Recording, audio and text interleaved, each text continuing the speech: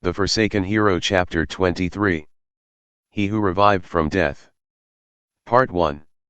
We're still not at the final floor. Pulverizing a white lancer coming her way with an ice pebble, Tamaki complained. Stop complaining and keep on doing your job, Shield. Which is why I decided to snap the whip and keep her going. Don't call me that. How could you treat me like that back there? I only had 300 stamina left. It turned out fine. You can do a lot of things in 3 minutes yet? Like defeating a monster like that light giant. You could have told her to wait out those 3 minutes too. Shuri. Wouldn't I have died if he did that, Yue? I have told you before, but be more polite towards Daiichi. Shuri had splendidly taken control of the topic like it was nothing. But, come on, think about it, Shuri.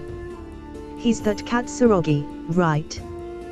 The clumsy, fat, underhand nerd. I keep trying to figure out what's going on, but Shuri, you could definitely find someone way. Shuri interrupted Tamaki, her tone more serious than usually. The fact that it held an anger to it was obvious. The what? You don't know about Katsurogi's kindness. You don't know Katsurogi's strength. You don't know Katsurogi's suffering. None of us, not even me, even attempted to get to know Katsurogi. That's. Even if Katsurogi returned to looking like how Katsurogi used to, I am confident that my feelings for him wouldn't change. This is not me atoning for anything, no. It is how I honestly feel. I love Katsurogi. Shuri came over and locked arms with me. Her expression looked truly happy. Accordingly, Tamaki wasn't able to say anything in return. Which is why I won't forgive you if you continue to speak bad about him. Shuri's sharp glare pierced through Tamaki. I absolutely will not forgive you. She repeated herself, this time more forcibly. Tamaki kept her mouth closed. She kept quiet. She might have finally started to realize just how strong Shuri's feelings were. And that it was stronger than her feeling of friendship with Tamaki. I mean, it's even making me feel embarrassed. Everyone stayed silent and the mood grew awkward. It'd be great if this doesn't end up influencing our teamwork in the upcoming fight against Fantra. Well, I guess I can just use absolute command on her if push comes to shove. Sorry, Shuri. I still don't get it. Saying that, Tamaki went back to exterminating monsters, restarting our dungeon conquer march. For the first time since coming here, a dark cloud seemed to hang over us. Finally at the 70th floor, I muttered to myself, feeling mixed emotions. Wriggleden stopped at the 60th floor, so this was the first time I'd been so deep. The stairway room for this floor was easy enough to find. Fantra's mana was pouring out of it after all. His mana was strong enough that it wouldn't lose to the crystal's mana. I could tell he was extraordinary from the density of the mana, and Liedred seemed to be convinced. With her leading the way, we came across a pair of doors with a very different style than the ones before. They really did look just like a set of modern doors. There were even doorknobs on them. I'd like to know what's going on. Hey, Liedred. What? This Fantra dude, you said he's a tactician, right? It's as you say. Then what's up with these doors? Liedred sat down, her hands holding her head. Looks like she didn't expect this either. Giving your position away to your enemies was generally not a very good idea. I even started thinking that it may be because of Fantra's strategies that the demons lost the war. Can we hurry up? I want to get back to the surface as soon as possible. Weren't you supposed to be a hero? Oh come on. There's no way I would have expected us to do this all in one go. Besides, you could probably take him on yourself with that strength of yours, right? You could even revive if you die, Yue. I mean, wouldn't it be better to have Shuri watch you do it all too, Katsurogi? That way, you could do whatever without needing to worry about her. I didn't ask for you to step in, Yue. Shuri, your safety is all I care about. Getting you to give up Katsuragi would make me happy enough to jump around in glee. I want to be beside Daiichi forever. I won't regret my decision, even if my weakness causes my death. Is he forcing you to say that? Shuri, you're really acting weird. I know I am, but I don't care anymore. I'm not going to let anyone hold me back. I'm going to do what I want. Besides, didn't I tell you? Shuri pointed her dagger at Tamaki. I said I wouldn't forgive you if you insulted Daiichi again. They stared at each other, their emotions refusing one another. This is bad. Shuri. Let it go. I grabbed Shuri's hand and Lidrid placed the tip of her war sword against Tamaki's nape to de-escalate the situation. Now's not the time to be infighting like this. Don't worry about what she says about me. Besides, I don't want you to dirty your hands over something so trivial. All right. Saying that, Shuri reluctantly withdrew. I'm no longer interested in Tamaki.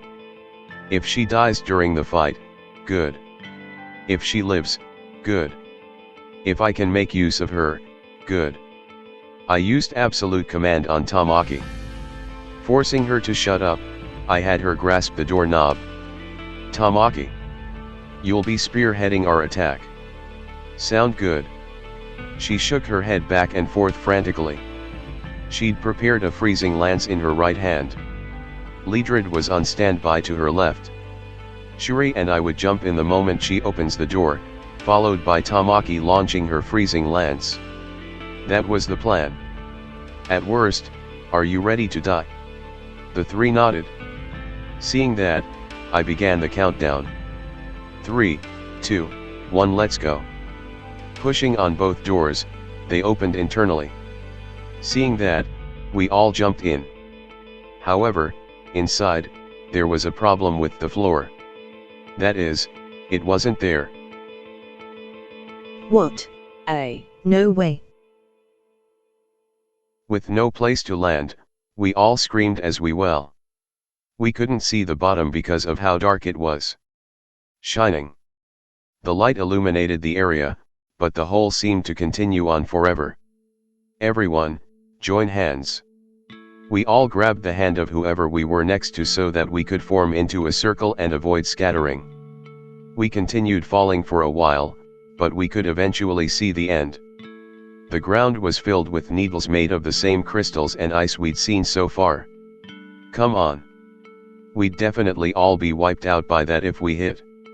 However, fortunately, they were made of ice. And it just so happened that one of my slaves was an expert at fire-type magic. Lidrid. Letting go of mine and Shuri's hands, she kicked off the wall to get far enough away from us that we wouldn't take damage from what she was about to do. She began to recite the incantation of a magic that would solve our predicament. Oh, Emperor of Fire! Burn down everything that blocks my way. Leave nothing standing, reduce all to ash. A red glow swirled around Lidrid's right arm before turning into a spiral of fire that would burn everything. Pillar of Prominence. The blaze ravenously devoured the ice. In just a moment's time, the ice needles all vanished. Berserk Tempest. I used Berserk Tempest, a magic one rank higher than the one Lidrid used, to put out the burning flames. With that danger taken care of, Lidrid put her arms up to somersault forward and absorbed the blow. Shield. Softened Shuri's fall. All right. I imitated Lidrid and managed to succeed in landing. As a result of Tamaki giving it her all to protect Shuri, she was unharmed. Shield was probably happy about finally being able to help Shuri. Shuri. Are you hurt? Are you alright? Yeah.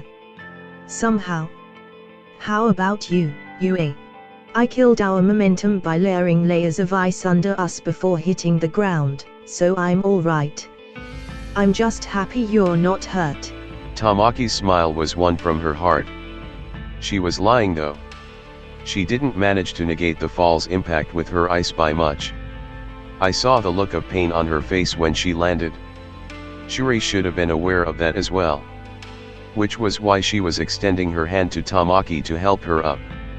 Even I was aware that I was getting envious over seeing them like that. Maybe I might have kept Tamaki instead of throwing her away because I wanted to see interactions like that.